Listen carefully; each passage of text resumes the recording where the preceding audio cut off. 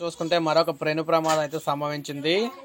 Lorry car ఢీ తండ్రి కుమారుడు దుర్మరణం. ఇక్కడ మీరు గమనించవచ్చు పెను ప్రమాదం అయితే జరిగిందనమాట. పెద్దపల్లి జిల్లా గోదావరి కనిలో ఉదయం ఆగి ఉన్న లారీని కారు ఢీ కొట్టింది. ఈ ప్రమాదంలో తండ్రి కొడుకులు కూడా మృతి చెందారు. మరో ముగ్గురు గాయపడ్డారు. గాయపడిన వారిని కరీంనగర్లోని ప్రైవేట్ ఆసుపత్రిలో చేర్పించారు.